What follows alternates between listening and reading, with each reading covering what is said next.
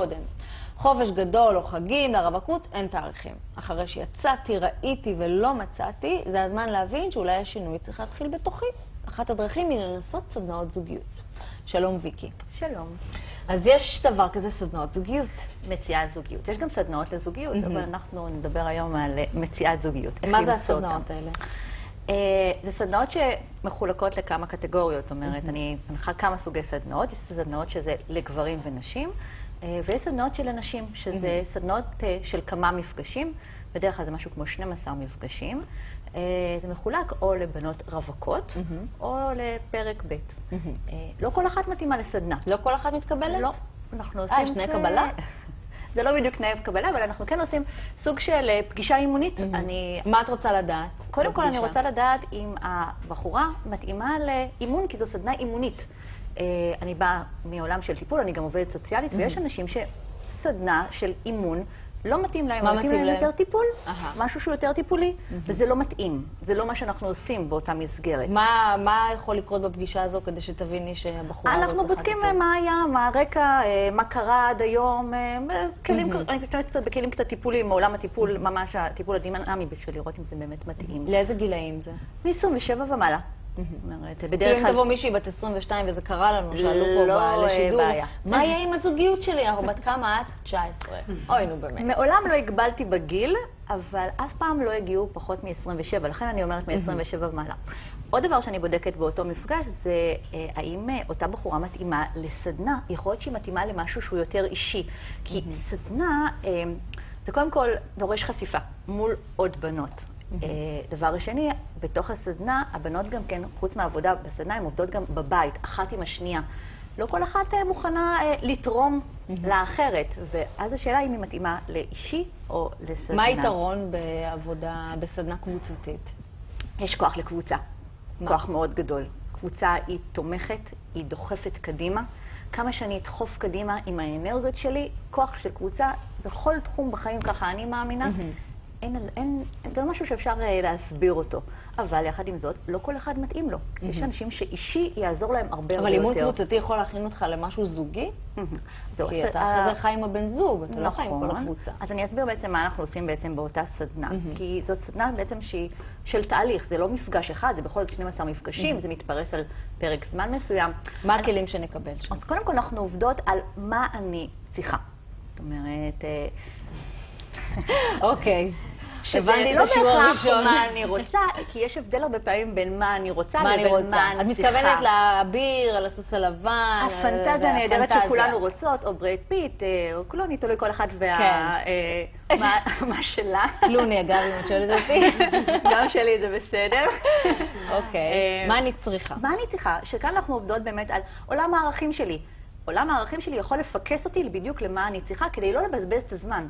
של דייטים מיותרים, אנשים שהם לא מתאימים, שזה אחד הדברים שבעצם... הרבה פעמים את רוצה מישהו חזק, דעתן, שזה יכול להיות שזה ממש לא מתאים לך. בעצם זה בכלל לא מה שאני רוצה, באמת. נכון. כן. אז דבר ראשון, מה אני צריכה?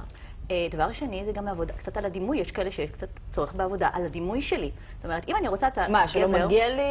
אם אני רוצה את הגבר הכי שווה, אם אני לא אדע שאני הכי שווה, אני לא משיג את הגבר הכי שווה. נכון. חוק הדומה מושך דומה בטבע, זה משהו שהוא מאוד משמעותי.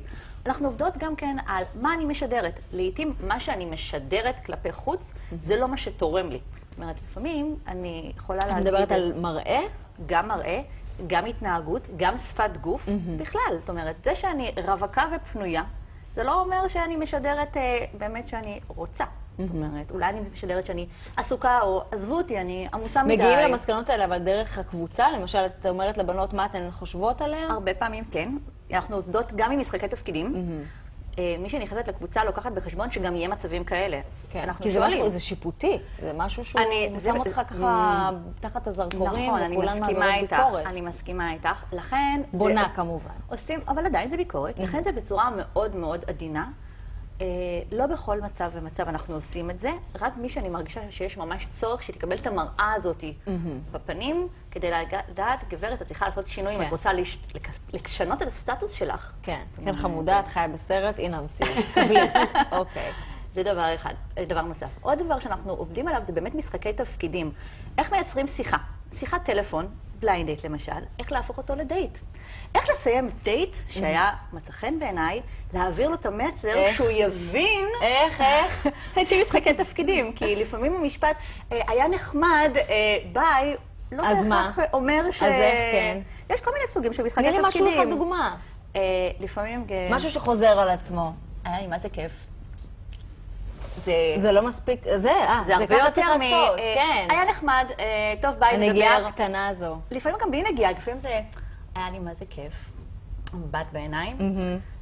לא תמיד בנות מבינות. בא לי להזמין אותך למחר עוד פעם עכשיו. בגלל המבט כן, בעיניים. על הדברים הקטנים האלה. הדברים הקטנים האלה שצריך תרגול. הרי זה לא יום עיון. אנחנו עושות ממש תרגול, זה בכל זאת אימון. מה הטעויות הנפוצות שאנחנו עושות, אנשים? אנשים, כל אחת יש לה את שלה. זאת אומרת, אני לא חושבת שיש משהו שאפשר להגיד, אני לא אוהבת הכללות. אין משהו שהוא קבוע, נגיד אנחנו מנדנדות, זה משהו שכולנו עושים, אנחנו נונג'. נודניקיות, נכון. צומי, אנחנו כולנו צומי. אבל גם גברים הם צומי, זאת אומרת, את יכולה להגיד לך מאימון שאני מאמנת גברים, גם גברים הם צומי. כן. אבל כן, הרבה פעמים אנחנו... כולן יושבות ומחכות לטלפון למחרת. כן. מה זה למחרת? זה לא רק באותו אני. רגע. אני שמח גם אני הייתי ככה. מה, הוא לא התקשר? כן. מה, הוא לא סימס? אותו דבר. כולנו, גם אני הייתי. חיכיתי לטלפון כל רגע בבית קפה, התקשר, לא התקשר, התקשר, לא התקשר. ומה עם כאלה שיש להם עקרונות? את אומרת להם לוותר עליהם? אני אומרת ככה, עד היום ניסית בדרך שלך, לא עבד, זאת הזדמנות לבוא ולעשות משהו אחר. תנסי. מקסימום זה יצליח לך. מקסימום תהיי בזוגיות. כן. מקסימום תתחתני אפילו. עוד יותר... כל אחת יכולה למצוא זוגיות. אני מאמינה באהבה. ואני מאמינה שמי שבאמת רוצה, אבל באמת, ומוכנה לעשות שינוי, עובדה. זאת אומרת...